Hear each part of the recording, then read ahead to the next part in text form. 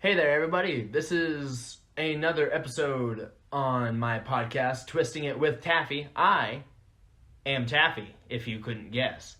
I am here today with a good friend of mine, Jesse James Johnson. Hey. This time I got his name right, and I'm proud of that. Thank you. This episode, we're doing something a little bit new. I wanted to kind of branch out from my other podcast and start one a little bit more on the PG side.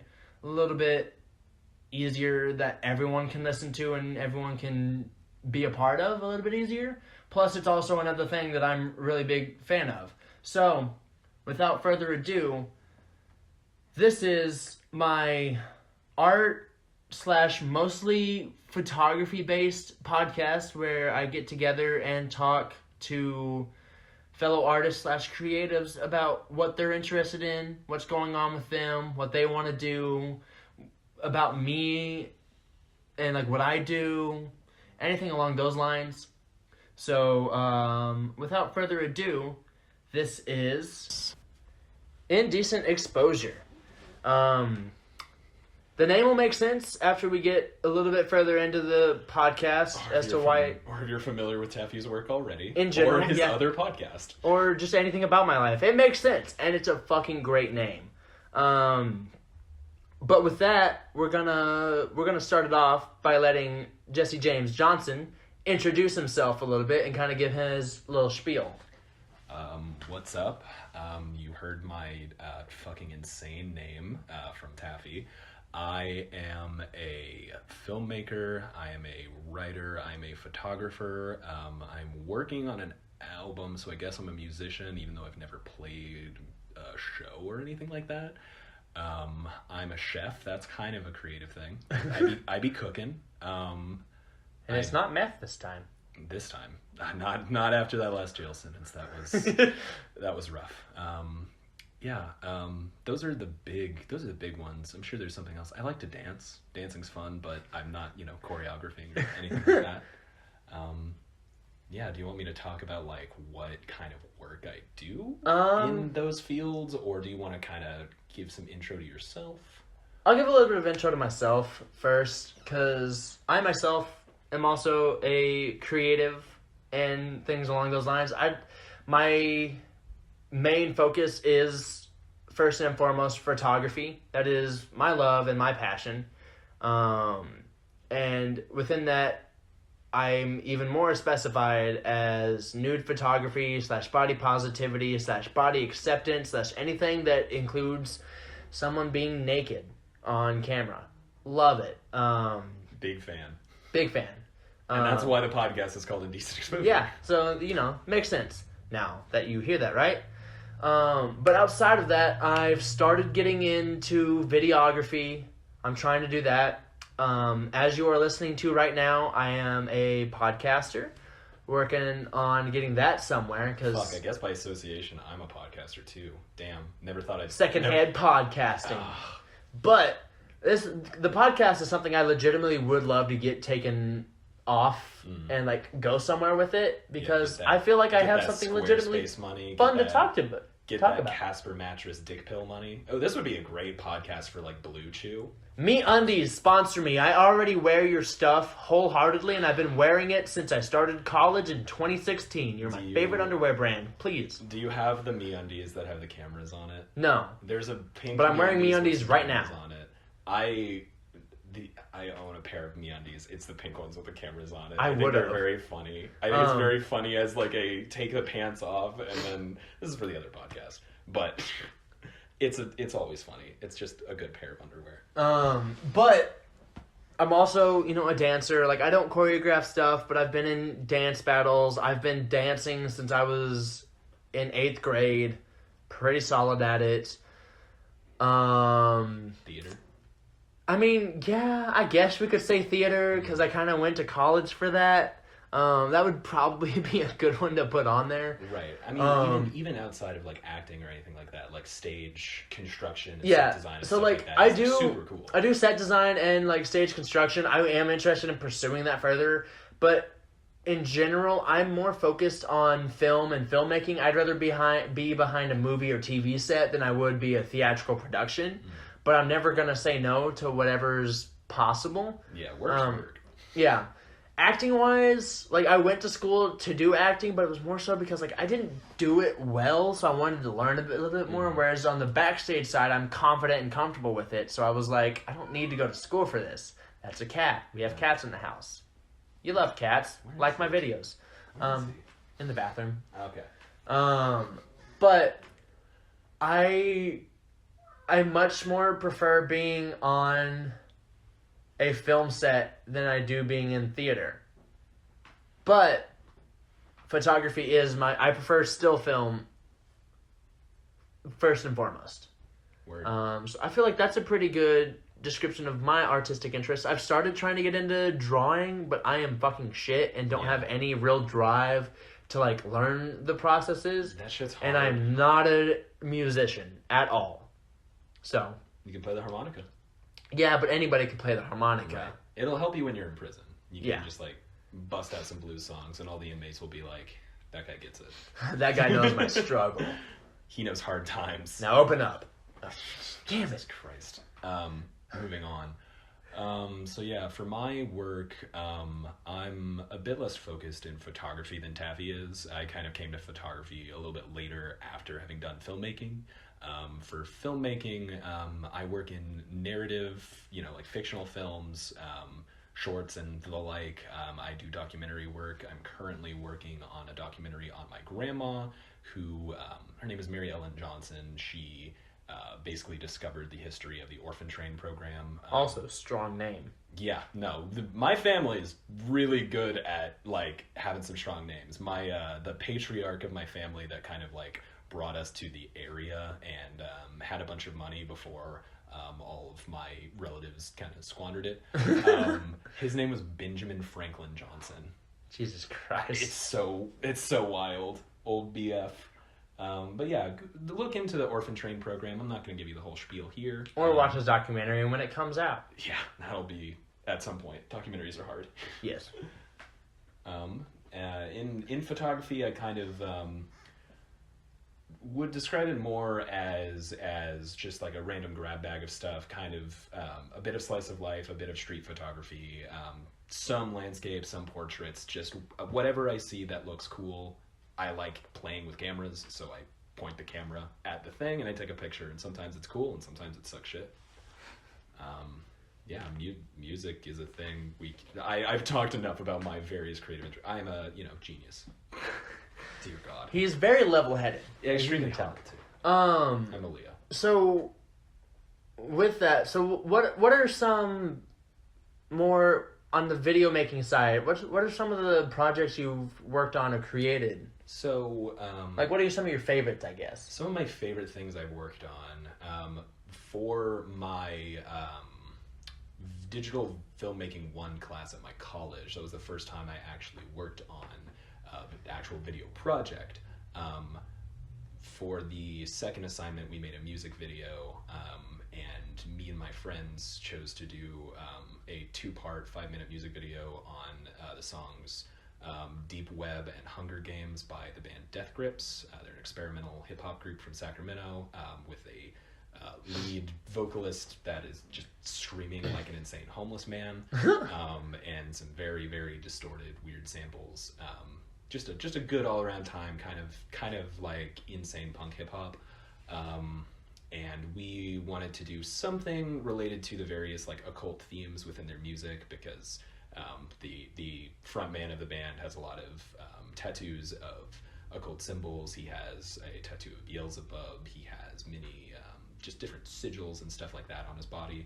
So we worked with that and kind of made a music video about like these 2 dudes wearing animal masks with a lot of symbology painted all over them, recruiting and brainwashing people into a circle for some kind of ritual in an abandoned cement factory. And it was very like film student first production, but I got to wear a weird pig mask and walk around shirtless with a fake gun in the middle of the night in an abandoned cement factory, and it's where I really discovered like a love of playing with lights and lighting. And some kinks he never knew he had.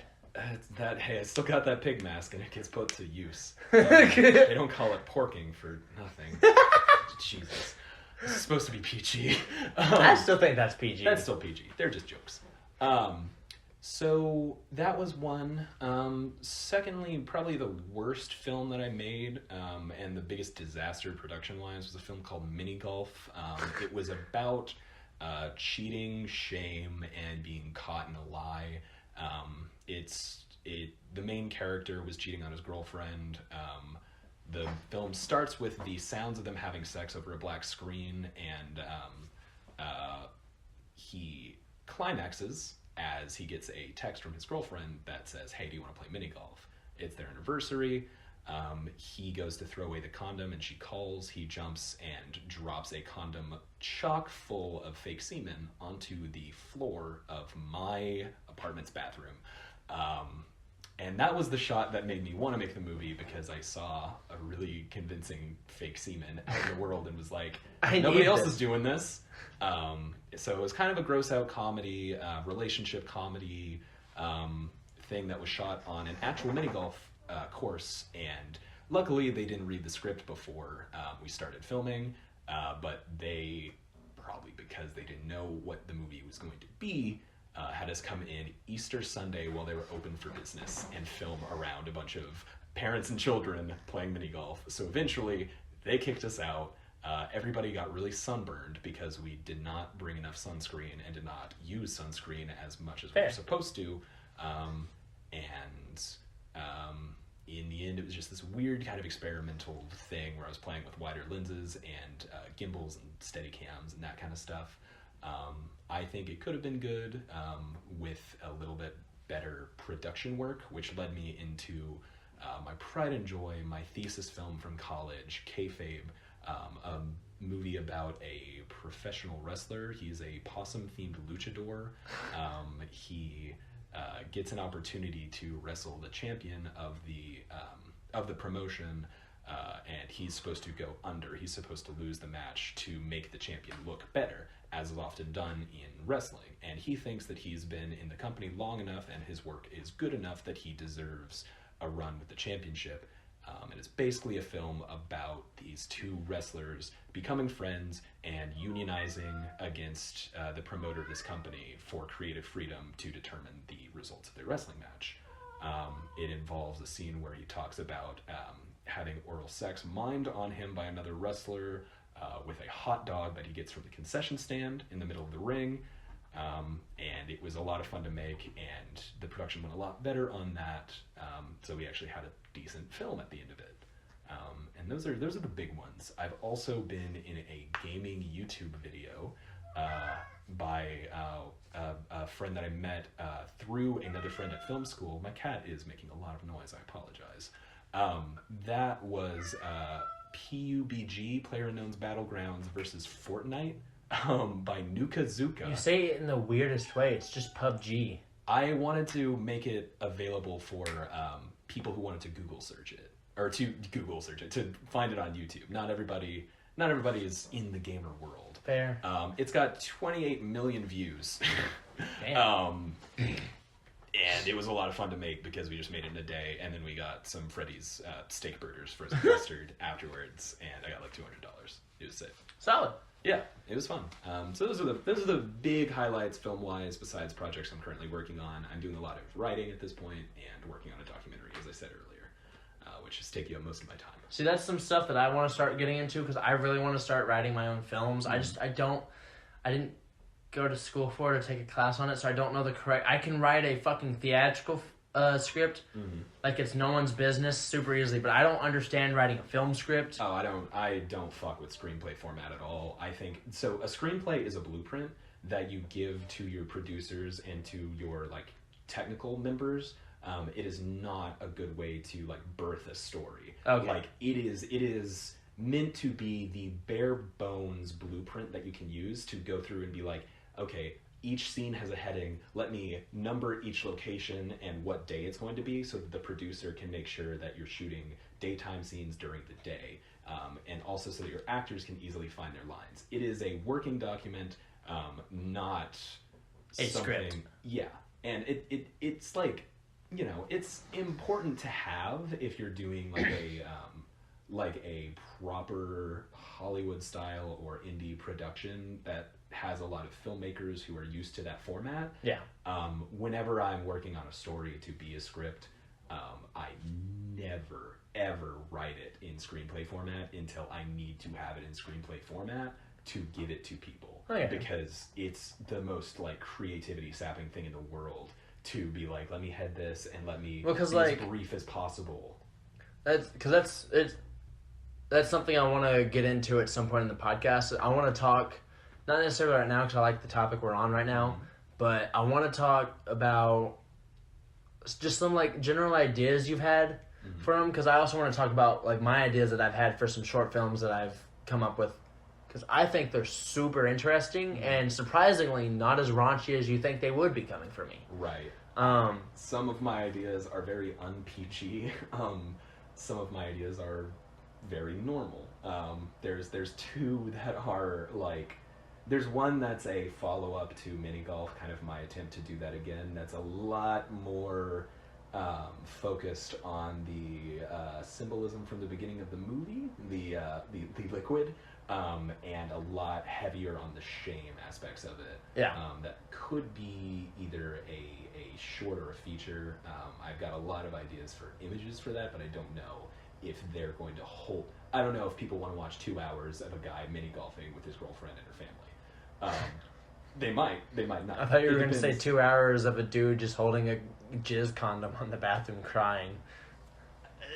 It's close to that. Spiritually, it's better. And another one, I can't even say the title without needing censorship. We don't. I'm not worried about that part at all. That was kind of just a gotcha. joke. It's called Tree Pussy and the Burned Man. It's a working title. Eventually, it'll probably be like The Camper or something like that. The Camper. But it's inspired by the. Actually, keeping this PG is the least of my worries. Thank God. It's inspired by a. Can you say the name one more time? I don't think they got it. It's Tree Pussy and the Burned Man, which is the only part of this that I have fully fleshed out is the first scene in the climax, and the climax involves a monster modeled on victims of American war technology. Depending, I haven't decided what war to go with. It'll either be napalm from Vietnam, or white phosphorus from Iraq and the general wars in the Middle East, because it's going to get into a little bit of PTSD and the depersonalization that comes from being in the military. And also the fear of losing one's identity to something, and the fear of watching someone you love going through that process and being alone in the woods with a dude that you don't know if you can trust anymore.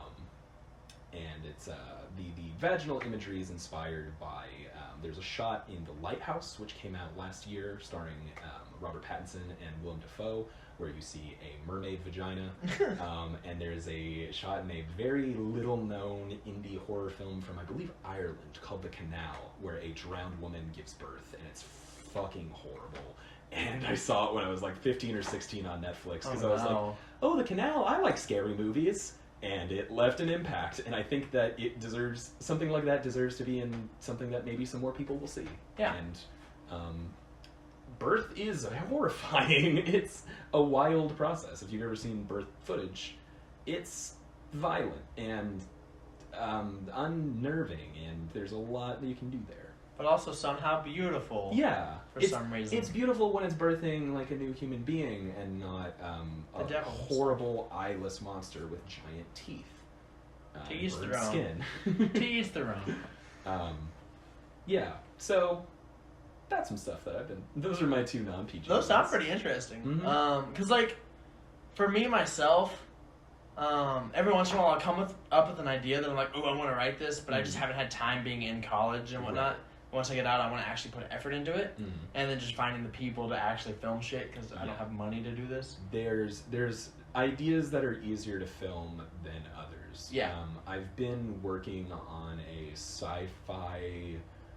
Originally, it was conceived as a comic series or a graphic novel back in 2016 when me and my friend were young, 19, and working at Jason's Deli as delivery drivers. We just spend every day at work talking through this like story. But it's a big dumb sci-fi dystopia, cyberpunk kind of post-apocalyptic.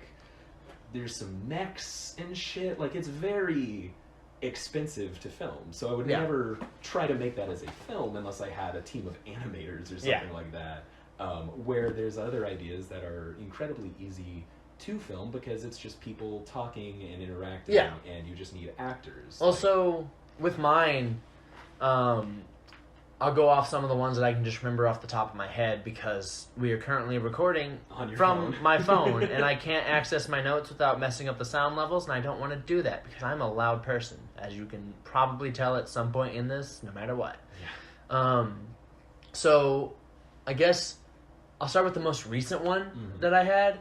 And these are just ideas. I haven't like fully fleshed out any real thing about it because I'm only used to writing and thinking up theater stuff, which is a whole different process. For sure. But this one I am genuinely interested in making, and it's just the idea of a small town sex dungeon. Okay.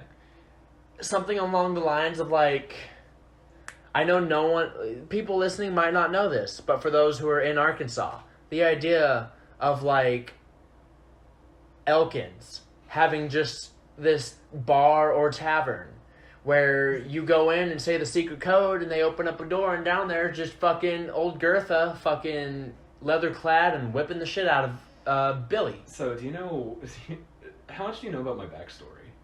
Not enough. In life. I went to Elkins High School for 12 years. Or not high school, but I went to school in Elkins and lived there for a long time. As far as I know, there's no sex dungeons, but... It's just the smallest town I could think of that people would remember. It's got... Dude, there is this, like, evil aura out there. It is, like, Lovecraftian, to me, at least. It might just be the trauma of childhood. I was like, I live in Cave Springs, and I've seen some shit I'd rather not talk about in the woods. Yeah. And that's also... I grew up in the woods, so that's where a lot of the imagery from Tree Pussy is going to come, is just trees are fucking weird, and the woods are strange, and if you spend any time out there... Even if it's just something that's in your imagination, there is a feeling of something. There's an otherness to nature in the woods that, like, I think is super interesting to kind of explore. Because, you know, we grew up in a bunch of fucking woods. It's a very foresty part of America here. And so, like, the small town sex dungeon sounds super interesting to me. It'd be a super easy one to do with minimal locations. I don't really know what, like, the message or theme would be. I just think it would be really funny to, like, the main character be some dude named, like, Chuck or something. And he's, like, coming in from out of town, and he's like, well, what's there to do around here? I'm kind of new in the area. And then the bartender's just like, well, we got the sex dungeon out back. It's where everyone goes after work. Well, down the road, we got the Sonic. Right behind that, we got Harps. We just put in a McDonald's, and we've got the sex dungeon. Also, Daylight Donuts. It's a little late in the day for them to be open, but if you go there tomorrow... Wait. Hold up. There's a McDonald's here? No, I'm just fucking with you. What's the sex dungeon you're talking... So, like, something along that line. Like, I think that would be... super fun, and then it could be one of those things where he, like, uncovers a really wild town history plot that nobody knows about. Or just exploring the sexuality of a small town in America. Of a small town. Because there's... I remember reading an article a long time ago about men that would have sex in small towns with other men, and they wouldn't classify themselves as gay or anything like that because they're from rural America, and that's very much looked down upon in that society. But it's a phenomenon and a thing that happens commonly. Yeah. And like small towns, especially in Arkansas, we live in the Bible Belt. They're generally very religious and very conservative and very closed off to those kind of things. So contrasting that culture with, hey, we have a freaky sex dungeon where there's a guy that we all piss on. It's interesting. Or just some big fat woman who is leather clad with a whip and paddle just ready to hit you. She taught me English. She was my English teacher, and I graduated. She's like, "You want to come to Sex Dungeon?" I was like, "Sure." It is a weird vibe since you fucking met me when I was 15, but thank you for waiting, man. It feels right now. And then so another one of the ideas I've had. This one I would love. This one is a much bigger production value one. Mm-hmm. It'd be if I had the chance to pitch to Hollywood. Mm-hmm. It's the idea of a quote unquote high leveled wizard in D&D magically getting sucked into the real world. Mm-hmm.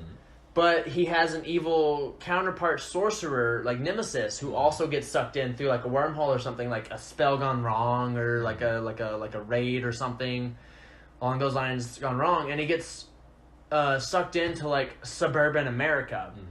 And through some means or whatnot, like he ends up owning a house like 4 years down the road. He's like 401k. Like he doesn't have a job or anything, but he goes from Warhammer 40k to Warhammer 401k. Yeah. Well, it's not like one of the dudes who has like that big creepy spooky house that also does magic. He's a dude. He's just Jexta the wizard who lives in a 2-story suburban house in a cul-de-sac or something. And his next door neighbor is the evil wizard Melfor or something like that, you know? Right. And like the whole thing about it is the sorcerer is consistently like either trying to go home or just make this world a living hell. Mm. So he's like summoning demons or little imps or making octopi rain from the sky or weird things along those lines, and it's the wizard's job to keep the normies unaware and whatnot. So he's spending a lot of his time. But one day, the local kids in the neighborhood notice something weird's going on. And they're like, "Is that an imp?" They're like, "Where did this octopus come from? We live in downtown Dallas." Bro, I've never seen a fucking goblin out here. That's a new one. Yeah, something like that. But like, they're not like adventurers. It doesn't turn into an adventure thing. It's mostly maintained around the wizard. Mm-hmm. And these kids are like somewhat of a pest that he has to like now watch out for. And then maybe eventually later on down the line, they end up helping him. And I haven't like really decided whether or not he's trying to go home too, or if he's just super cool with this place. Like he's like, fuck, I don't have to worry about monsters anymore. Yeah. I can just live. The only thing I have to worry about is my weird next door neighbor doing fucked up shit and also like taxes.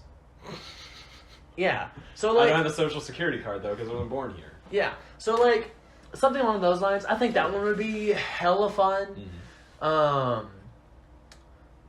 And that's another thing with making some kind of like narrative film kind of thing is like back in the day, a lot of things would be like there was kind of a cordoning off of television and film as different things, where now with the rise of prestige TV and the golden age of television with Mad Men and Breaking Bad and HBO series, you get to a point where you can have something like that where it can be an ongoing series and still have high production value instead of being like a sci-fi original. Exactly. Yeah. Granted, doing that as a sci-fi original would be really fun. Like having like I think working in low budget spaces can be interesting as long as you're willing to be like, yeah, nah, that part just looks like straight up shit, dude, but I made it look like funny shit. Yeah.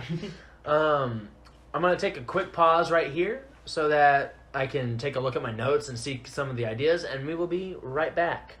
And I'm back. I know that wasn't a super long pause to y'all, but it was like a good 4 or 5 minutes for us. We love editing and the powers of spooky magic. But so I have the ideas pulled up on Jesse's phone. This one is my favorite because I could make this the most horribly funny thing ever. Mm-hmm. So it's a comedy about a school shooter who decides to give up in the middle of it and have a chat in the middle of it. The dude ends up being suicidal. Mm-hmm. So he ends up spending the rest of the time while the police are on the way trying to talk this dude into living life because life is so precious. Right. But he just killed 16 people. Or something like that. He's like, bud, life matters. And he's like, you just took 12. Like, something like that. Like, I could make that so fucking wild, but so fucking funny. But it would never get published anywhere. Yeah, that's definitely a put it on Vimeo. Yeah. One of the things I'm really interested in doing is it's a play about a conspiracy theorist whose biggest conspiracy is that he's in a play or movie. So basically the Truman Show, but instead of it being at the very end, it's the entire fucking thing. Yeah, the entire thing is him like testing the boundaries of it and seeing seeing if he can find, like, looking behind the backdrop and just being like, what the And fuck? I want it to be where, like, there are legitimate fourth wall breaks. But to him, it's not a fourth wall break. Right. Or something like that, you know? Like, he looks at it, and this is the TV screen, and he's like, no, this shit's been here my whole fucking life. What? Right. That's the fourth wall Yeah. of my house. Yeah. It's big and clear. Another one I'm kind of interested in, but not really, is everyone in this town looks the same, aka they're played by the same person. And at one point, one person looks different because of puberty, but they're not the main character, and no one understands why. Because they're the best friend of the main character who just looks like everybody else. I don't know anything. I just think that was a really funny idea. Right. There's another one where the villain is the main character of the story, and he's trying to talk a young budding hero into who is actually a good guy. Wait, sorry, I said this wrong. The villain's the main character trying to talk to a young hero, and is actually a good guy behind enemy lines. Okay, like a double agent. Yeah. A play where everyone is fighting to be the main character, so an anime but not. Right. My quintessential, this would have been my thesis if I could have done a film, is Dildo Cop. Please Tell me what's up with Dildo Cop. So Dildo Cop is a short film that I've wanted to make for fucking years. Yeah. And it stemmed from the beautiful experience I had at this now defunct sex store over by the Fayetteville airport. I found a dildo. A vibrating dildo that is a revolver on the back half and a penis on the front half. I've seen pictures of these. I want it so badly. It's very funny. And so what came about it was I wanted to make a film where this dude just joined the police force, and they're issued firearm or whatever the fuck the term is, but he gets this fucking dildo for a gun, and everyone else is like, what the fuck are you complaining about, dude? It's a gun. Learn to use it. Don't be one of these other cops shooting people for no fucking reason. And so, like, he goes through, and he's like in a firing range. I'm up and, like, explaining this with... Yeah, he's in the 3-point stance. So, like, sorry, guys. You're not going to see this beautiful stance. But, so he's there, he's at the firing range. He's like, I can't fucking get this to work. Sergeant, what's wrong? He was like, you're not fucking doing it correctly, son, or something. And, like, so somehow he gets, like, the big day comes, and there's this big hostage situation, and he is the one decided to take the shot to take him out. He's like, this thing is a fucking dildo. What do you want me to do? So then he's like, fuck it, okay, I guess. So he pulls the trigger, and fucking nothing happens, and the hostages all die. And he's ridiculed. He's ruined. He loses his job. He's fired because everyone thinks it was a joke or something. They thought he didn't take it seriously or something like that. Or that he choked. He something like that. Yeah. And he loses his job, and because of that, he loses his wife and kids. Like, she leaves him. He loses the house, his car. He's stuck living in a dingy motel eating fucking McDonald's all the time. He's just like, he's in like a wife beater and really gross like underwear. And like the final scene is just him being like, I'm so fucking tired of all of this. I just wish it would end. So he still has the gun for some reason. I haven't thought about the logistics of that because he was fired. Right. But that doesn't matter for this. So it's at the end. He's like, he has a dildo for a gun that was issued by an official police department. I think it's fine if he still has the gun later. So he's like, I might as well just try one more time. Let's see if this ends it. Fuck it. So you hear the gun cock. He puts it in his mouth like he's gonna shoot himself, and you hear him pull the trigger, and it pans to like a white wall, and there's just blood splatter on the fucking wall. So then you're left thinking, what the fuck happened? Did he fuck up? Was this a real gun? Was it not? I think it's a beautiful fucking play. Yeah, that's very funny. And it's the most fleshed out of all of them I have. It's a very good prop comedy. I think it would be amazing. So if anybody listening to this has the want to make this, please let me know. I would love to have help, and I have the tools. Do you actually have like a revolver dildo? I have the money now to buy it. It was only $100. That's not And bad. as a prop, that's fucking pretty good. worth it. Mm. I need to find it again because that store's not existent. I've seen pictures of them on Twitter. Yeah. I did not see links on Twitter. Yeah, so I'm good gonna luck. try to find it now Godspeed. that I've thought about it again. So then some other ones. These ones I don't have a thing. They're kind of just sentences that I've heard that I really love like elevator pitch. Yeah. So these cats don't want to make money. They want to make enemies. All right. I think that's a beautiful gangster mafia cats movie. Is that what the Aristocats is? I guess. But I'm thinking it's just like two dudes in New York who just walk everywhere snapping. It's like, yeah, we're not doing anything. But fuck this guy. Fuck him. You're a bitch. We're starting rivalries. I am gaining nemesis. Another one that I am legitimately interested in writing is one about a dude named Cliffhanger. Okay. And I get that that's already a movie, from what I understand. But I want it to be a thing where it's... Is that one word? Is that like first name Cliffhanger? Is that first name Cliff, last name Hanger? Okay. That's what I was thinking. Yeah. So it's a thing where... What's his middle name? I haven't thought about that. But it's a thing where he's like a part of a paramilitary corporation or something, and they're like, your mission is to stop this, and he goes rogue. So then they're hunting him, and like every time they get near him, he's like, well, you could do this, and then it flashes back to earlier in his life. Mm-hmm. So like it's an episodical arc movie, but it jumps backwards in time to an episodic arc and backwards. To eventually it gets to the first time it ever happened because that's his superpowers for some reason. Is just cliffhanging and getting away with it. But you never really find out why because it's going backwards in time so it doesn't show you forward. Right. And then like he falls in love and the woman never really finds out who he is because he's like, my name is Cliff. And the biggest thing is that the cliffhanger always happens when someone asks what his name is because he can't say his full name out loud. And then it gets to the very end and like some wild shit's happening in his childhood or something for some reason, and it's just like, my name is, I'm sorry, I can't say it, and he's like, my name is Cliff, and then the Sopranos black out, and then credits roll. All right, okay. I think that one would be fun. That one needs a little bit of work. I'm noticing a lot of these ideas are very interested in like narrative structure or plot lines and playing with that stuff, and I feel like that's something I see in a lot of college age filmmakers. Not that this is a bad thing, because these are any kind of playing with the form and acknowledgement of the form is like in itself an interesting experiment at least. Yeah. But I think that's super interesting because I remember my meta phase, which is not like you youth. He's sipping coffee right now. Yeah, I just sarcastically took a drag of my cigarette and I'm adjusting my beret. I remember my meta phase.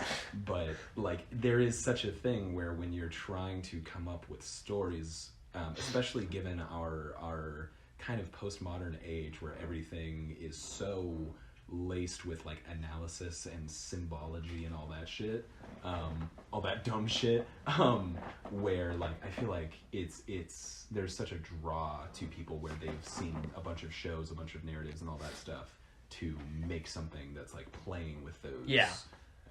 Instead of playing with the Legos, it's playing with the box. Well then another one I have is a little bit more outside those lines that you just described. I want to do one about a hero's descent to villainy. Okay. Super easy, like basic thing, and I think that could be a really powerful one. I want to do one about, it's a story about a man or a woman who can't seem to do anything right, but those ended up being the right thing to do all along. small town sex / torture dungeon. Very good. Great. Classic. Love it. And this one's another just quote that I had. So this one because it seems like this would be a very upsetting movie to make. Mm-hmm. And the quote was, "Like a passionate kiss in a mid-August Arkansas, I was unnecessarily wet." I can't say I like it. I can't say I enjoy hearing it. But it's not a porn, and it's not sexual in any way. It's the most uncomfortable, like, Victorian drama or sweating. something. Yeah, just people sweating.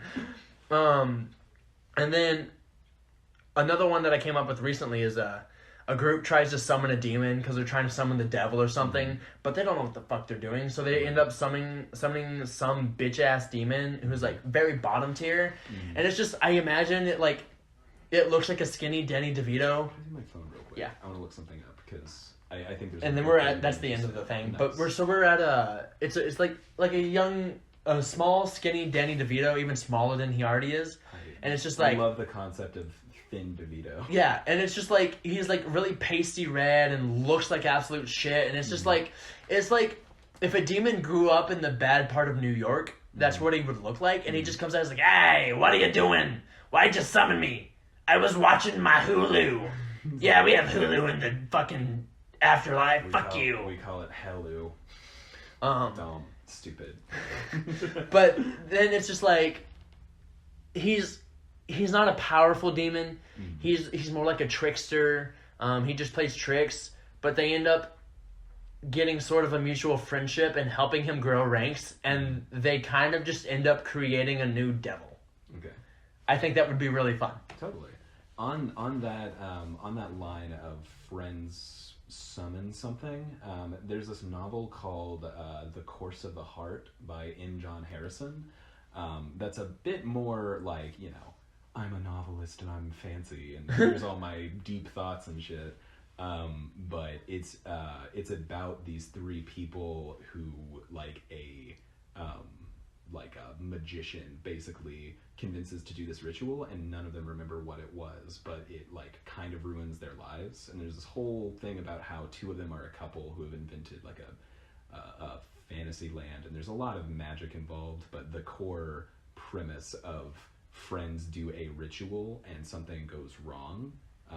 That I've really wanted to read that book for a while because I listened to someone tell me about it and they did a much better job selling it. Bet you can find it at the Dixon Street bookstore. Probably. They Is have that fucking still everything. open? Yeah. Nice. Yeah, I Thank just God. bought a couple. I bought like $100 worth of books there I was last week. really worried that COVID would kill it. Everyone was, but I think Every they got some small donations. business. Yeah, no, I'd fucking throw money at that shit. To balance out the load that Taffy just blasted all over thanks. your ears. Not that it was bad, just that it was a lot of ideas. Yeah.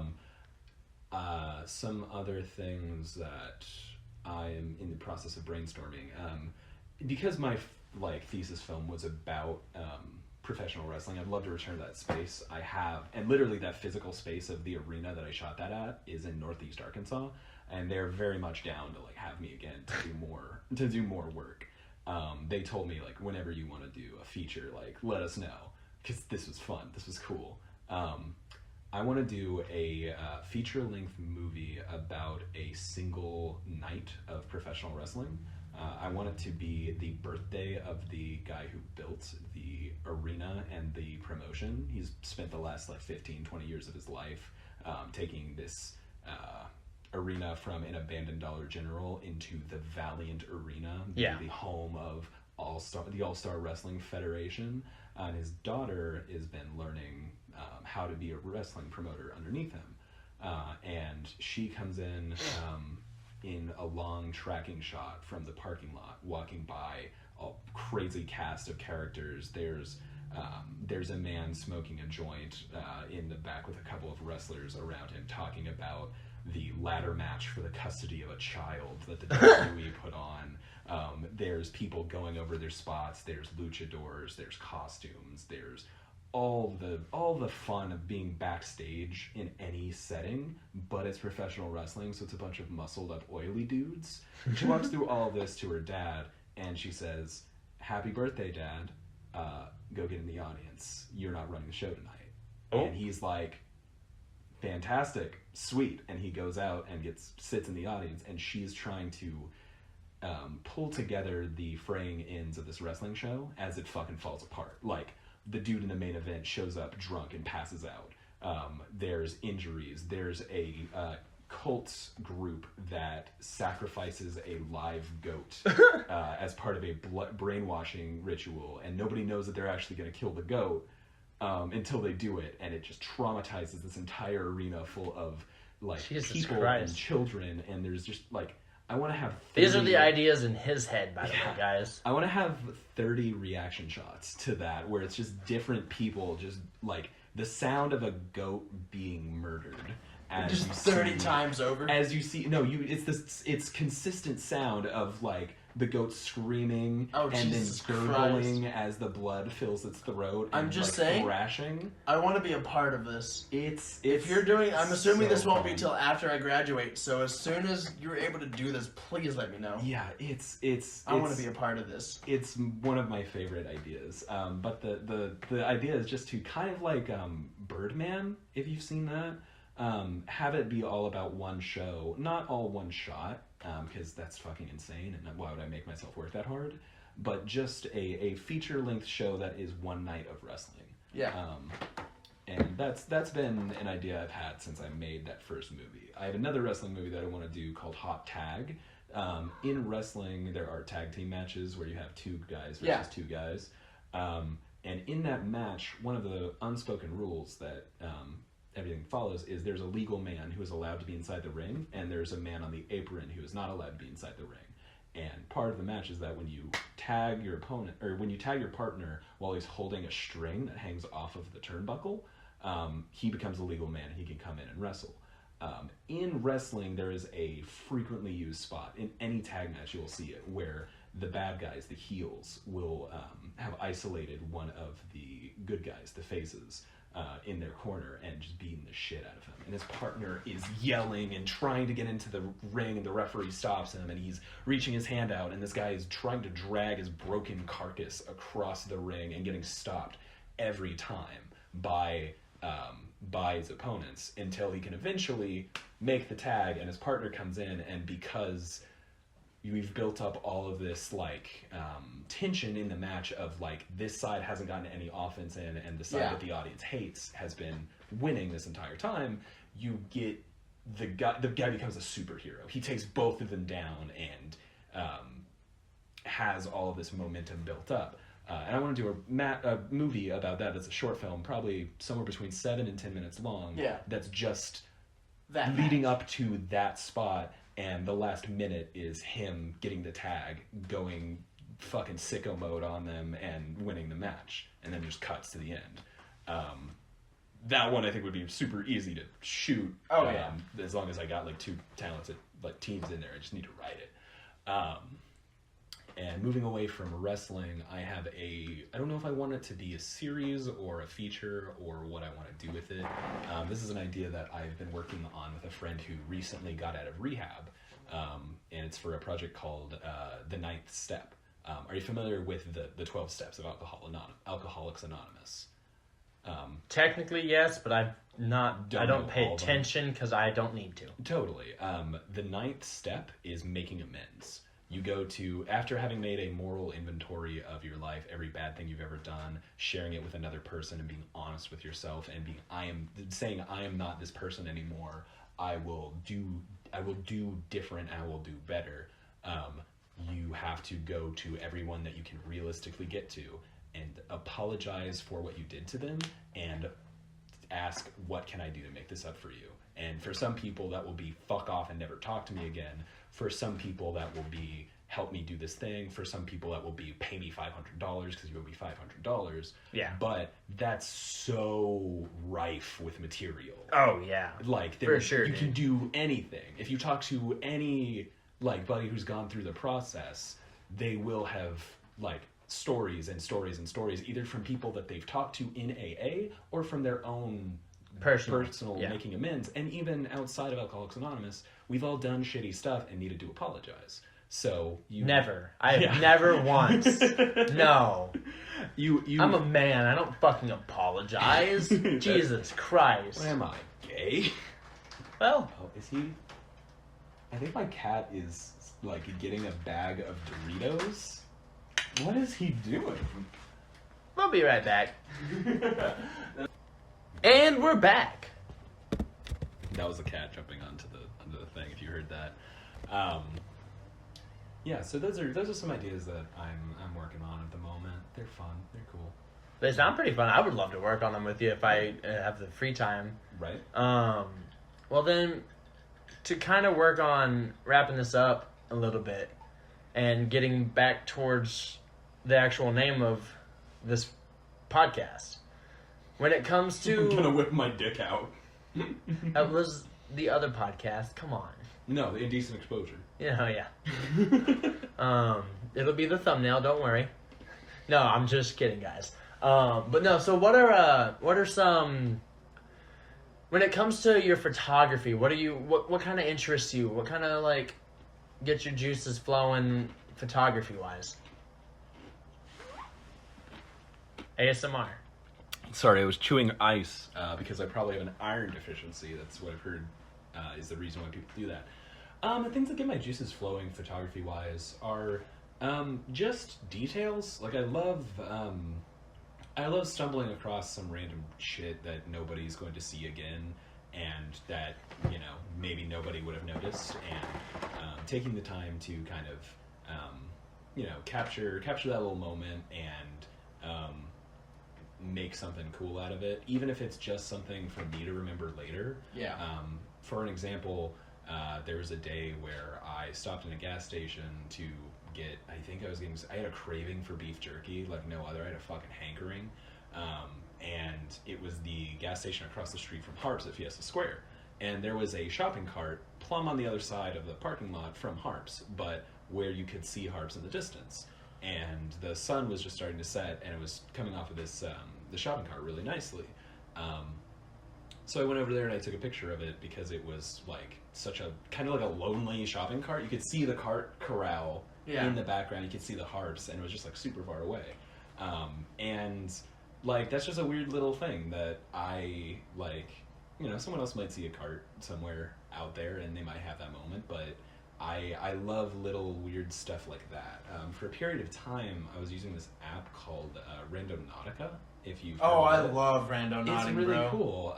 For the audience, if you're not familiar, it uses like an algorithm, right? It's not an algorithm. It's like there's like it's using like decay of subatomic particles to like, and like something about how they act to randomly generate a set of coordinates in your area for you to go to. And maybe you don't find anything, maybe you have some kind of crazy experience. There were some teens in, I believe it was Seattle, who found a briefcase full of human remains at their Randonautica park. I've not had that, but I've had quite a few weird experiences. Mm-hmm. I'm still trying to figure out how to use the app correctly, right, to the best extent, because it doesn't make a whole lot of sense. Yeah, it's not the best designed app, for sure. But honestly, I think the best use of it is just as a thing to make you go somewhere you're not going to normally go. Because, like, when the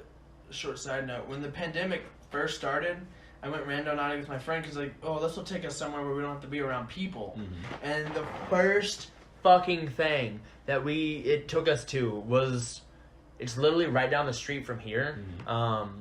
It's over towards, like, Leverett and whatnot. I don't know I can't remember exactly where it's at. It's behind that really shady gas station. Yeah. I know exactly the one you're talking about. Yeah. That's also a laundromat. Yes. There's like, yes. I don't know. There's a red pig statue outside of it. It fucking rocks. I don't know what this building was behind it, but we went by there, and this was right when everyone's like, we can't be in groups of anybody at all, ever. No. Awful. And we're like, okay, well, the two of us, this will be fine. Mm-hmm. So we go, and my friend's like really fucking scared of everything. Mm-hmm. Real lame. The perfect person to take with you when you're like, we have no fucking idea what we're gonna go find. And it was her idea to do it. Mm-hmm. But so the first thing we do is we go to this place and we pull in, and it looks like an old person's home, kind of. Mm-hmm. But there's just like 20 people in a circle just having like a really deep conversation or something. Really? And she looks at it and she's like, No. I don't like that at all. And I'm like, of course it'd be the first thing that we get. Mm-hmm. And then outside of that, I haven't done it too much. I'm terrified to do it near my old house because there's legitimate Lovecraftian shit going out there, and I don't. Okay. Which I'll talk to you about on another episode of the podcast, or just anything in general sometime. I will be interviewing you about that very soon. I have a theory about the Ozarks being deeply cursed. Oh, wholeheartedly. Possibly due to bog witches, possibly due to like the alignment of like piezoelectric, like the result of like crystal magic, basically. Not that I believe in any of that stuff necessarily. As someone in our society, we have to be like, that's all bullshit.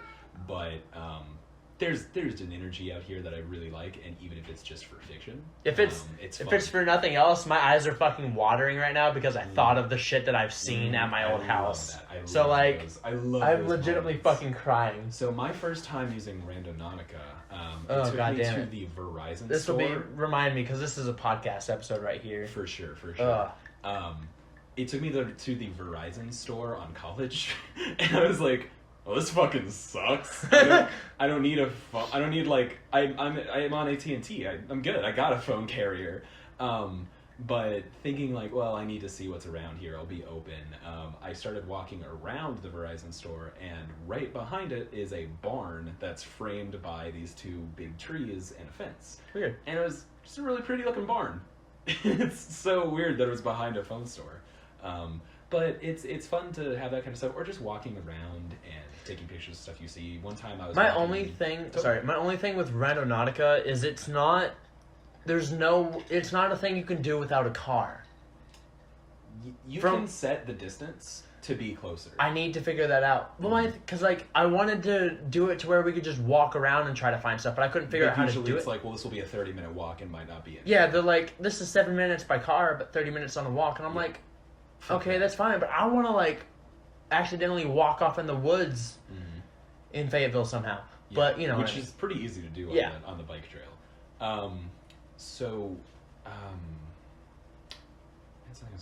even just walking around in general, you can, if you're keeping your eyes open, you can find some really interesting little stuff out there. Like I was walking 2 blocks east of my apartment, and Leverett's fucking wild out here. There's so much stuff happening.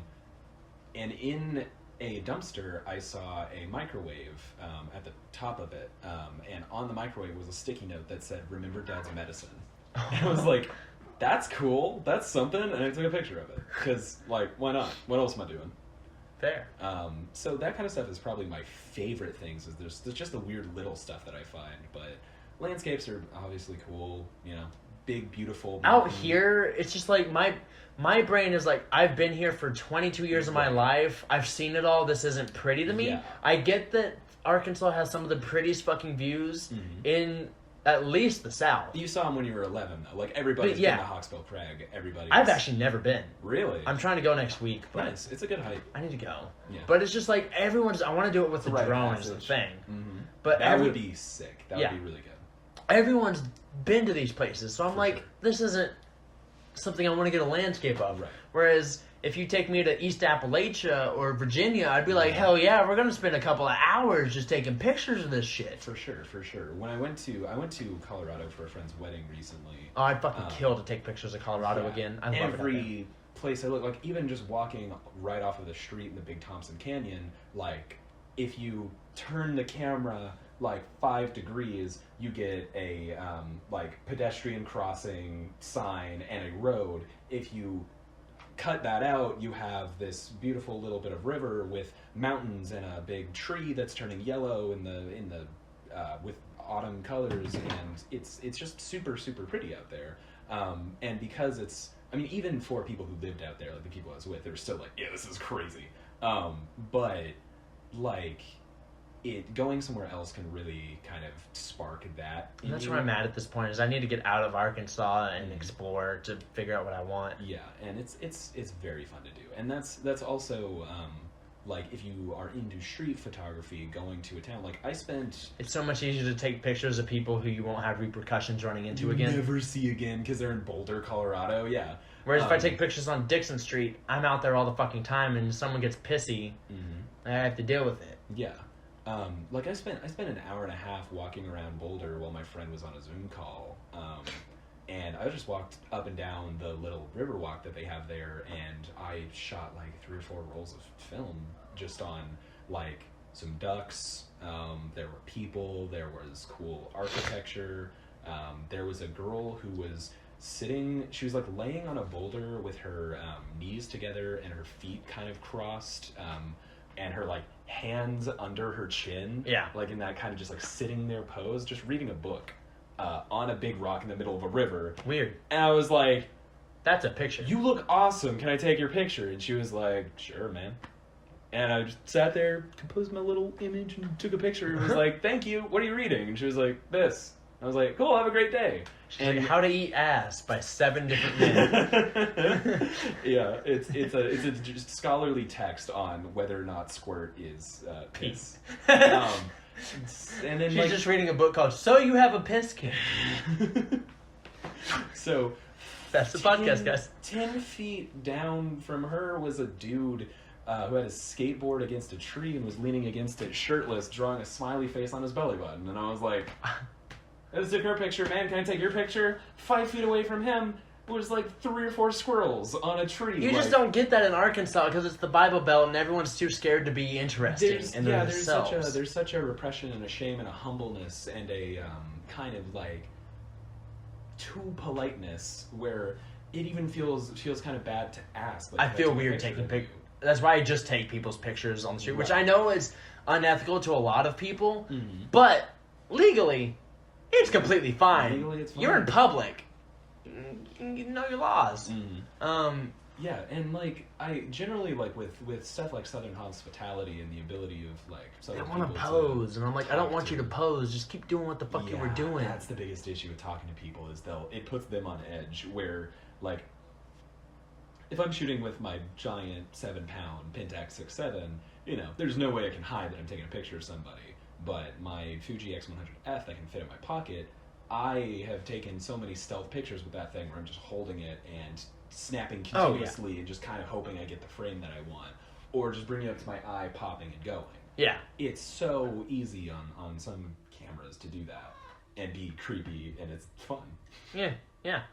Well then, to kind of end this, I guess I'll just talk about my interest in photography just so that it's, here for the podcast for my listeners. So that I'm not like 10 episodes in and you're like, well, what do you actually do? Since one thing that I want to kind of get into, and we can get into this after you talk about that thing, is because we're both working so much in like film photography, like we're both dweebs about shooting on film and have these big giant film cameras that are hard to carry around. We should talk about film, like as a medium for photography. Yeah. After you get into your photographic jollies. Yeah, I'd be down. So for me, my biggest thing with photography is nude photography, like I said at the beginning. And a lot of people are like, oh, you just want to exploit women. You just want to see some titties. And I'm like, no, it's just really hard to find dudes that are comfortable getting naked around here. I want to take pictures of anybody and everybody in the nude or in various states of undress because it changes. It's not the same thing all the time. My biggest thing is now it is. Whenever I first started, I was very much a cis straight man about it, and I was like, oh yeah, I can look at titties. But then I was like, oh wait, no, this is actually like really pretty and artistic. So let's do it the right way. Right. So now, my biggest thing is body positivity. I want, because it's a big problem out here. For sure. Want to help the individual themselves become more comfortable in their own skin. And I also want to help society as a whole become more accepting and open to it. So, nudity is the best way to do that because everybody's body is different. Everybody's body is beautiful in their own way. And it's just finding the correct way to show that off. And plus making it fun. Like I'm doing a Halloween shoot in the next week or two. It's going to be after Halloween, but it's just how the cookies crumbled.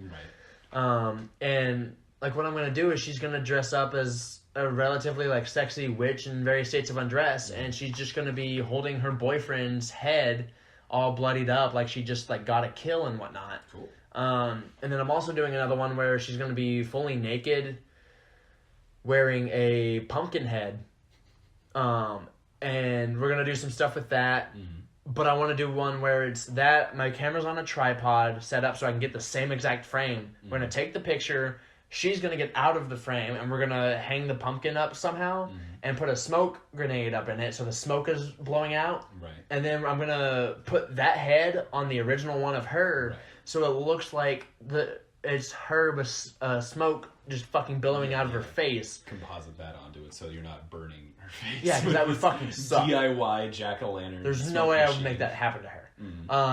And then I want to do a thing where it's kind of like a storm cloud, kind of like special effected in there, like coming up, and then like her hands are outstretched and they're like producing fire. Like this is a very supernatural thing. Plus, the girl I'm working with looks so cute naked.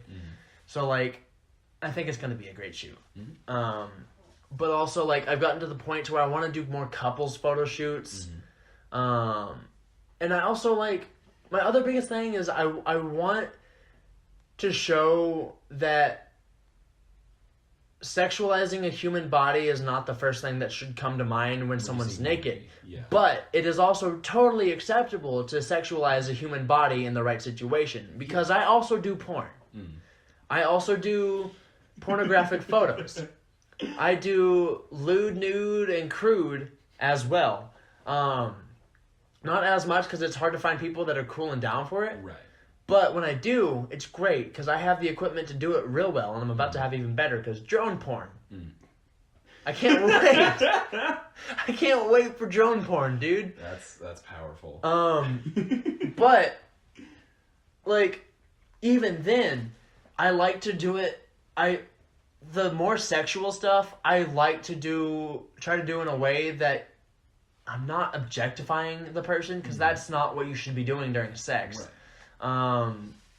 Two, I want it to be more like this is more artistic than this is like, oh, it's just two people fucking. Yeah. Because when it comes to my photography in general ever, my last focus is on the genitals. I'm not trying to make it about the genitals. Like sometimes, especially when I'm shooting dudes, the genitals are in view. It's hard to hide them. Yeah. But it's not the first thing that's generally drawn to your eye. Right. In my opinion, It's you can a look portrait of the person that happens to have their junk just out on display. So that's kind of my biggest thing with photography, and I do everything else. I'm at the point where I'm trying to get paid for photography. Like not specifically that stuff. It'd be great if I could, but like I want to do portraits and like senior pictures for people and like family photos because I can also do that because I'm a talented concerts, all that kind of stuff. Yeah, and the good thing is I have the connections to do events and concerts. I just have to put effort into it. I would like to travel to do photography. I'd love to do like National Geographic, preferably. For sure. That's what I want to do. I want to. There's so much of America that I haven't gotten to see. Travel photography is for sure the dream. Like if it didn't cost so much money to travel, Yeah. and also have a place to live. Like, if I could get on that van life and just be driving around taking pictures, that'd be awesome. Yeah. That'd be a great way to spend time. And but unfortunately, capitalism. but like I don't have any interest in weddings just because I don't think I would capture it correctly. They're so stressful. Yeah, so stressful. But like I said, I'm at the point where I'm trying to branch out and start actually making this a living for me because right now everything I do is free. Just because it's hard for me to justify asking someone to get naked and pay me. Yeah. Because you're helping me build a portfolio and create pieces. Whereas if people come to me, my philosophy is if they come to me, it's okay to charge them. If I come to them, it's for my portfolio, for my art. You're helping me and you're getting free photos out of it. Yeah. Because like I'm still going to use the photos of someone else coming to me for my own stuff because I took the photo, I have the copyright, and I have them sign the paperwork at this point. But it's like I need to start making money because I've spent so much money on this shit lately. Yes. Yeah, and that's one of the things that I hate about photography is how much money can go into it, how much of a financial rabbit hole it is, where you don't necessarily need the best gear and stuff, but like there's such a culture around gear and gear acquisition and like needing to get the very best stuff, where it's not necessary, but it's so easy to get into because when you like these toys that we take pictures with, you want to have more of them and you want to play with more of them and you want to see more. Such a cash thing. Them. You want to own them and have them. Like I've got, like, and then they come out with 100 megapixel sensor, and you're like, I would kill somebody to just own this. Just on this bookshelf over here, half of them don't work, but I've got 6 cameras. Yeah, sitting on this bookshelf. 1 on my bar, and then like another 4 that I actually use, chilling on like a shelf. I have an entire bookshelf just for displaying my cameras, because I have so many of them and so much gear and stuff. Every photographer I know pretty much is like that, unless they're just working. Yeah. Like I know some people that's like, I have my Canon and I use it to shoot my senior pictures, and that's the picture I have. And I hate those people. But they're doing their own thing. I just don't like, I personally do not like them. Yeah, it's, I don't know how you get into photography and don't dork out about stuff, because most of my stuff is like weird old film cameras that I got for like $20. Yeah, the day I bought my Mamiya RB67, and you know this from personal thing, I don't fucking shut up about it. Mm-hmm. Mostly because it's had a light leak for the 2 years that I've owned it, which I finally fixed. Battling with that camera. I have fought this thing worse than an unhappily married couple. But it's fixed now. We took her to therapy. She's good. So your Mamiya RB67, for people that aren't photography dorks like us, is a medium format film camera. Most of the film that you're probably familiar with, if you're familiar with film at all and you're not a youth like we are from the generation where people weren't shooting as much film, is bigger than 35 millimeter film, which is the kind of standard that you see, you know, if your grandparents have slides. Or you've just seen film in general, you've probably seen 35 millimeter film. It's the size of, it's generally about the size of a digital camera's sensor, for the most part, quote unquote, you know. Yeah, some of them are going to be a little bit smaller. They're going to be based off of the film that killed Kodak APS film. But generally, for still photography, 35 millimeters the go-to. Medium format cameras, generally you're going to have 3 to 5 times the image quality. Yeah, you're just going to have it's just bigger film, so you get more stuff on them. So with the Mamiya RB67, you have a 6 centimeter by 7 centimeter negative. So if you take a ruler and look at that, that's a big picture. And it's called medium format because there's large format photography, which is measured in inches for the negative. You have, used to have 2:3, you have 4:5, and you have 8:10, which are like literally just a negative that is the size of an 8:10 print. And those are for crazy people, but they're super fucking cool because they're these old cameras. If you've seen old movies and you've seen the guy putting the blanket over his head and taking the picture with the big flash, that's an 8:10. That's your large format camera. And those are super cool. They're just really unwieldy and hard to carry around. But the image quality is unmatchable, unparalleled. So wild. They look amazing. Unparalleled. So Taffy, with your photographic journey, how did you get to film, and why do you shoot so much film? So at this point, now that I bought my new digital full frame camera, I've been using it a lot more and trying, because it's a new toy. Yeah, well, also I just got tired of using my APS-C crop frame sensor T7i, which is a very entry level one. I was just like, I'm not getting the quality I want out of this, and it's boring.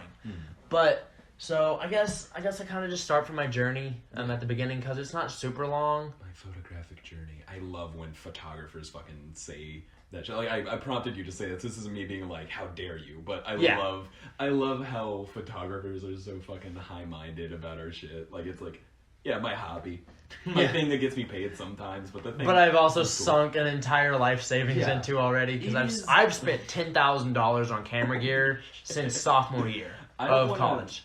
I am 22. I started this when I was 19.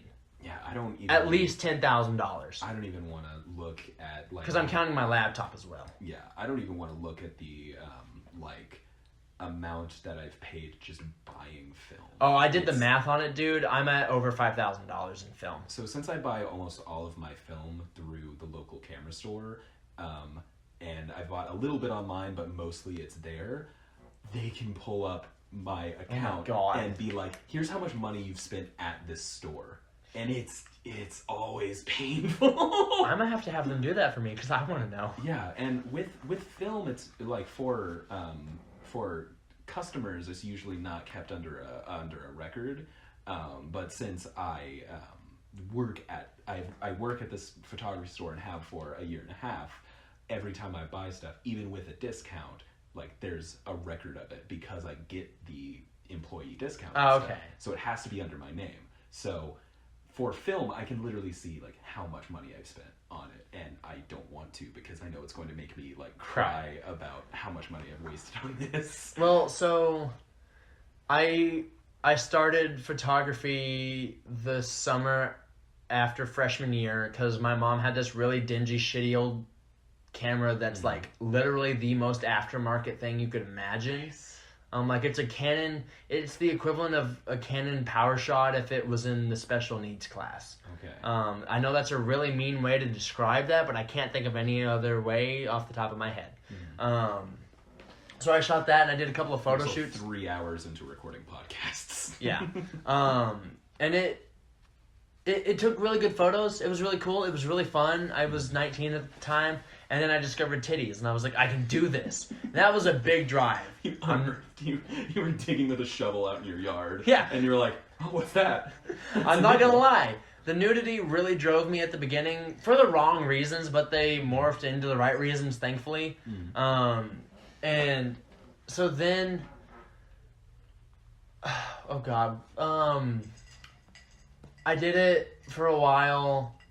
And then I was like, I really want to get into this. So I'm going to get a decent camera. And so I ended up getting my Canon T7i. It was the newest entry-level camera you could get. It was still $1,000 at the time, which was hard for me to figure out how to do. But I managed to make it work. And I shot with that. I was renting out the T5i at the Student Tech Center for a while, and that was ass because it was a camera that's been used by 400 students. Yeah. And I did that, and then I realized that they had photo classes at the U of A, and I was like, I might as well take these because I'm interested in them, and I can. And I'm here. And it's supposed to be harder to get into them than it was for me because it's supposed to be for art majors, and you're supposed to have like foundations done, which is 9 hours for 2 classes. Right. Or 16 hours for 2 classes worth of stuff. You're in class for 9 hours a day. You have like, you have like studio and stuff like that. Yeah, it's the studio, foundations, whatever. But I was like, I'm not an art major. I'm not gonna do that. So I just ended up talking to the photography head, and I was like, hey, like I actually do photography, and I would love to take this. And she's like, okay, cool, I'll override you into it. That was easy. And I was like, okay, cool. So the first class you take is Photo 1, which is black and white film. And it introduces you to the darkroom. It introduces you to developing your own film. And to take the class, you have to have your own film camera. So that's where I got my first film camera, which was a Minolta X370. Word. I think that's how it went. I either did that or I bought it from one of my dorm mates in college because he just happened to have a bag full of it, and it was a really shitty one. It ended up being, but it worked enough up until like 2 years ago. But I had the camera, and I was like, "Ooh, I can take this class." So I took it, and it was only black and white, and it was a great time because like I loved it, but I'm on the spectrum, so my brain's like, oh, we're gonna fucking deep dive. You have a new special interest. Yeah, I have a new special interest. So like the summer before that, this was like whenever I started doing actual like photography, but not like super big. It was literally just, what is f-stop? What is ISO? What is shutter speed? How do these all interact with each other? And I've watched literally every fucking YouTube video I could. I would read like any Ansel Adams book. I would look at all the photographers' books. And like this was just like normal photographers and whatnot. And then I discovered that there were other formats. And like I saw medium format and I was like, oh, this is cool, and I can actually get into this. So cool. Because like a Mamiya RB67 in mediocre, quote unquote, because it was an absolutely not condition, was about $450. So I saved up eBay mint condition. Yes, I bought it. Half of the pieces. Or light leaks out the ass. So I bought it, and it worked fine. It did the stuff I wanted. There was just light leaks like every third picture, which sucked. So then I really got into it then. And then some other stuff happened and whatnot. Just kept really getting into it. And then I discovered Robert Mapplethorpe. Okay. I'm Which not familiar actually. So Robert Mapplethorpe, if you're not well versed, which I don't imagine anybody is, because that's who I am as a person, is the reason I am interested in sex photography and nudity, although his was not of a sense of body acceptance. It was just pure fucking and hot. And like, so let me put it this way. He was the quintessential 70s New York gay photographer. Okay. Very transgressive art, kind of back in the time where people were doing a lot of like violence in film, and also when art music, or when photography wasn't considered art, and he kind of helped really make it. Plus, he made sexuality artistic. So he was a photographer during the late 60s, at the very beginning, all of the 70s, and he died in 1989 due to AIDS. Which is sad because he was only like 32. He was gay as hell. Actually, he was bisexual, but gay as hell. Like, not to detract from the bisexuality of it, but man, the shit this dude did rivaled Freddie Mercury. And he photographed a lot of it. So the two things he is known for are his pictures of flowers and his pictures of the kink and BDSM domination bondage community in New York during the 70s. Wild. Which is crazy. So he's well known for his flowers because he was a master of lighting in the studio. He was a master of creating a shot in the studio. Just knew what he was doing. And they were flowers, but it seemed like there was a story there somehow, which I don't get because I don't really care about the flowers. Does he have some pictures of some bell peppers? Maybe. I don't know. There's a photographer I remember somebody talking about where they had a lot of work in nudity and they had a lot of work in like vegetables. And they showed a picture of like a bell pepper, and it was like the most sensual looking bell pepper I've ever seen. Well, so then to his more sexual side, he was also well known for his self-portraits. One of them, he is in leather biker gear with a bullwhip shoved up his ass, Jesus, handle first. That's awesome. That's his go-to thing. And then there's another photo. There's another photo at the very end where it was like a month before he died of AIDS. He's holding a big skull cane, and it's just his face and his hand, and everything else is pure black. That's cool. Perfect lighting. But the guy I'm thinking of is Edward Weston. Look at that bell pepper. Oh wow. Okay. Yeah, Google him. It's the first result. But pepper number 30.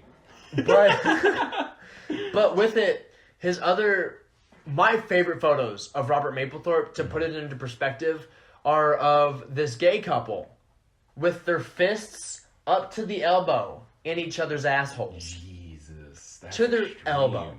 It is extreme. Another thing, he had this relationship with this black man, and he also had there's a whole series of him doing most of his stuff's in black and white. So it's the black physique, but also with like black and white people, but very muscled up. He has a very famous picture of Arnold Schwarzenegger. Worked with Lisa Leone, who was a famous female bodybuilder at the time. He had one of my other favorite ones is the picture of the black man with his penis just poking through dress pants, holding a pistol. Cool. It's really cool. Yeah. And there's so much to it. So he really got me into that. And then I discovered Rocky, who is a famous Japanese bondage photographer. Just the most perverted looking old man, and he's such a cool dude. Love it. So I realized that you can do that as a career and get known for it. And I was like, I want to do this, but I also want to do it in a way that people feel better about themselves. Right. And then there's also Donna Ferrato, who did Love and Lust, which is a whole nother interesting story. This is a whole podcast in and of itself that we could do. Yeah, influences that's just a whole rabbit hole. But, so with that, I was like, I really love this shit. I want to do it. So the last 2 years have been me, bettering my craft and my eye and figuring out stuff and also buying gear and upgrading gear. Because just recently I bought a Minolta X700 for my 35mm because my other one just was not working correctly. I bought my 5D Mark IV. I bought a drone.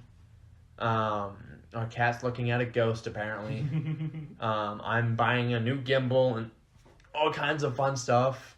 So at this point, I'm at the point where I'm like, I wouldn't consider myself a master or like a hardcore professional by any means, but I could definitely do apprentice into like journeyman status. Yeah, I definitely feel like I could do better than 90% of the people that are working in this area. I just don't have the people that help put me out there, and I don't know how to business myself as well as I need to. Still in college. You're also not the person that goes to the church of the people who are paying for the wedding. That too is a lot of the business model around here. It's just like, oh, I know this person from my church, and then they start doing weddings, and then they do a bunch of weddings. They're in the or even just senior pictures. Like no one wants to go to the dude who does nude photography for their kids' college graduation pictures, and I'm like, but I actually do a pretty good job. I do non-nude photography too. Yeah, it's just the thing that is. This is my art, and this is what I'm focusing on. So that's kind of been my whole thing. Totally. I started. So my interest in photography started as a necessary part of my interest in filmmaking. I grew up watching a lot of TV. I obviously from the multiple wrestling films I talked about. I grew up watching professional wrestling from birth until I was about 14. Jesus. It was my life. And then after that, I started watching like TV and movies and stuff like that. And it really took off when I met one of my best friends. His name is Greg. We met in high school. And he was really into film and TV, and he had a collection, so he would give me something and be like, go watch this, and I would go and watch it, and we'd come back the next day and we'd talk about it at lunch, and the process would continue until I had like kind of consumed everything that he really, really liked, and then we would just get into discussions on art and media and writing and all that stuff. And when I got to college, I had some friends who were in the film program. I was super undeclared. I had thought about music. I had thought about creative writing. I had thought about philosophy, which would have been so fun. A bad idea. Yeah. There's nothing you can do with philosophy but teach philosophy. Or become an ethics board member. Yeah, it's important to learn, but I didn't want to major in it. I thought about going into the sciences. I thought about pretty much everything but business. My friends had an assignment to go into to take 10 pictures and tell a story with them. And they were like, hey, Jesse, do you want to be a model in one of these? Our story is going to be about an urban explorer who's in some drainage tunnels coming across some bad shit. And I was like, sure. And we went down into the drainage tunnels and took a bunch of pictures, came back, and I was like, so this was y'all's homework assignment? And they're like, yeah, this is what we had to do for school. And I was like, this is a fucking sick homework assignment. Dude, I want this to be my homework. That's awesome. So I took an intro to film class, and then the class that they were in called Intro to Visual Storytelling. and got that assignment, and it was the first time I ever used a camera Yeah. besides being 4 years old and grabbing my parents' mini DV Handycam and running around with it. So I borrowed my suite mate Taylor from that's from another podcast. But my suite mate Taylor had a Nikon D3400, and I borrowed it, and my friend Park, who was in the film program, gave me a crash course on how the settings worked, and I played around with that, had fun with it, got into the film program, bought a Canon 70D off a dude on Craigslist. I spent most of my money from working that summer at Jason's Deli. Me and my mom would halvesies on it, and I had that camera and didn't really like it, and didn't really use it, and just kept using the gear at school, and got more and more into filmmaking, lighting. I'd always been really into cinematography while watching things. I loved the visual aspect of filmmaking because if it weren't for that, you could just write a fucking book.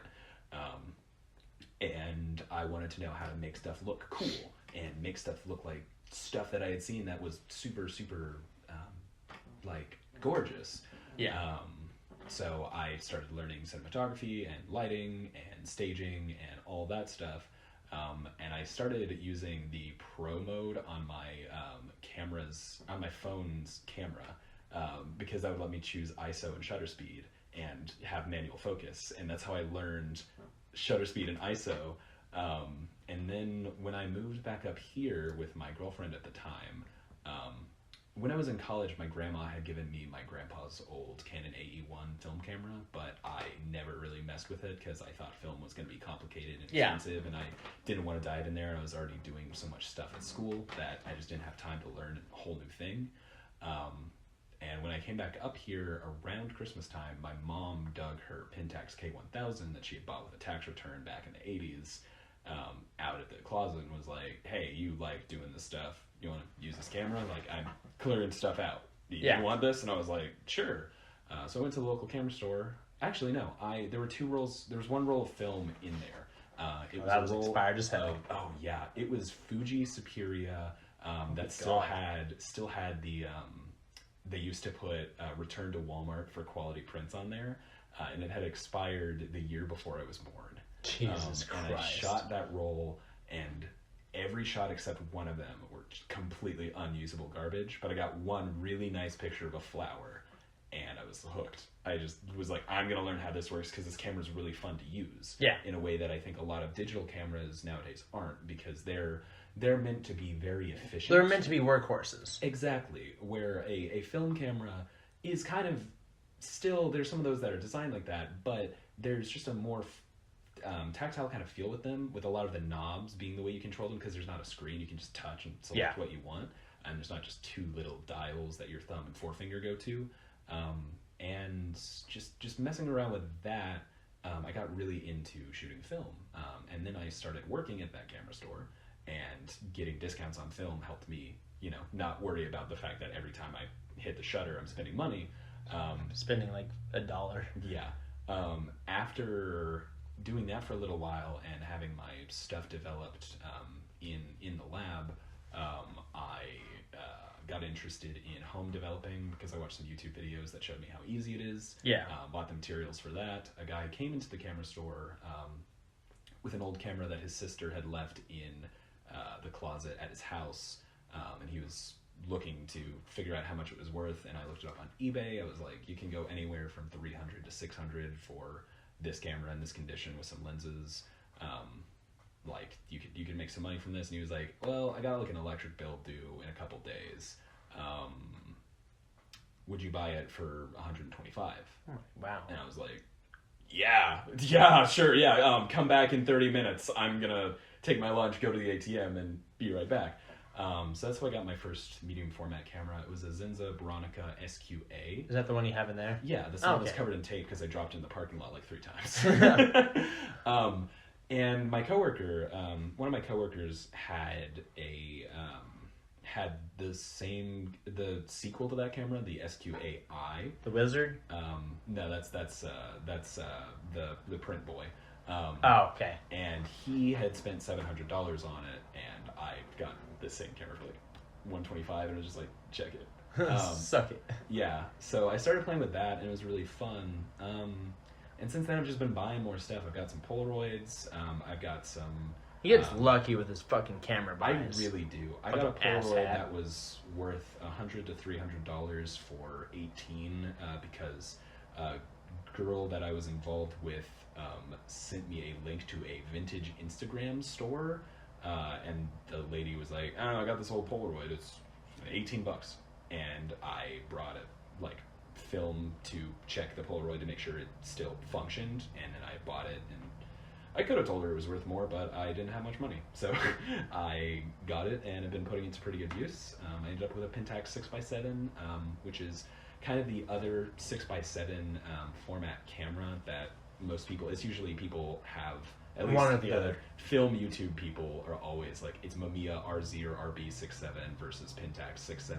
There's a couple other cameras in that realm, but that thing's fucking huge. These medium format cameras are 8 pounds. heavy. Yeah. Minimum. All made of metal.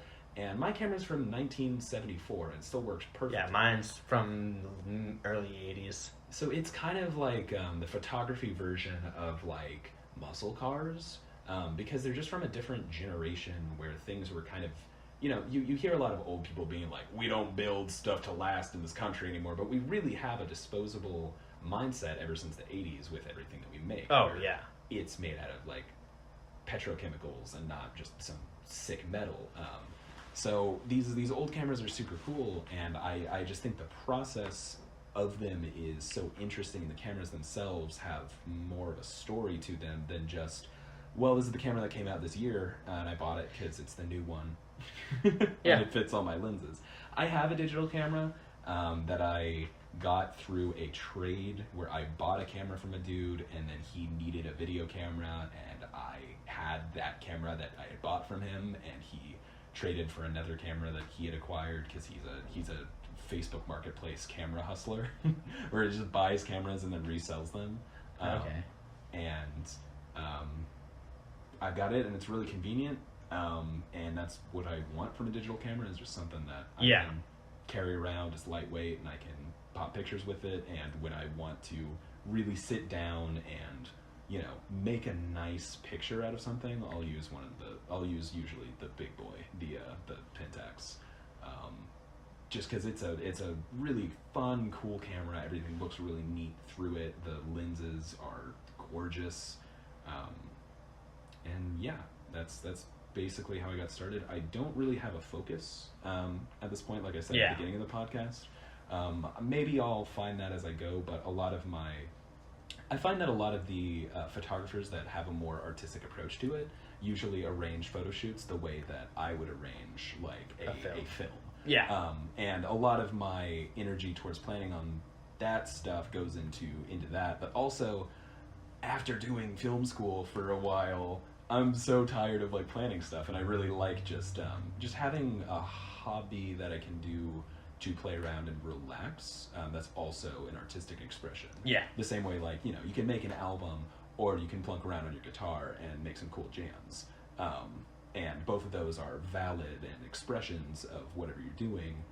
There's just one that's, a little more substantial and a lot more work. Where there's pictures that I have that are, meaningful and artistic and all that stuff, but there's a lot of them that I'm just having fun with it. 'Cause, that's, in the end, that should be the goal of art in my mind, is to enjoy the process and to get some kind of benefit for yourself out of it. Oh no, for sure. And with that, I think that's a pretty solid place to end this podcast. So thank you everybody for listening to my first episode of Indecent Exposure. Is there anything you want to plug after you finish laughing at the name that you came up with? I did. I thank you for the credit. Things to plug. You can find Kayfabe, the wrestling short that I talked about earlier, on Vimeo. All of these will be down in the description in some form if you're interested in looking at them. Totally. There'll be a link. My Instagram is YoungLumpy, YUNGLUMPY. It's a stupid name, but it's the one I got. That's where I post a lot of pictures. I have a zine that I'm working on that I need to find some butcher paper and a wood burning pin so I can custom make the covers of it. And it's about this burned... It's just a series of photos from a burned house that I was lucky enough to explore in Siloam Springs. I just ran across it randomly, took a picture of the outside of it. The lady who lived next door was like, are you from the insurance people? Do you know what they're doing with the house? And I was like, no, I just thought it was cool and stopped to take a picture. And she was like, oh, there's a hole in the fence back there if you want to sneak in. I won't tell anybody. And I went in and just shot a whole roll of film through this house and did a little tour of it. And it turned out really cool. So I'm working on that. That'll be, I don't know, information on that will be on my Instagram if I ever put it up for sale or if it's just something that I'm making for me. Well, there you have it. That is Indecent Exposure with Jesse James. Do you remember my last name? No.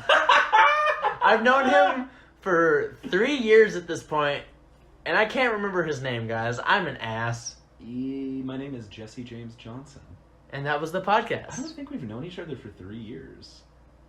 Okay. Like a year and a half? I feel like you've worked there for so much longer. It feels like it, dude. Any job, it feels like it, but nah, just a year and a half.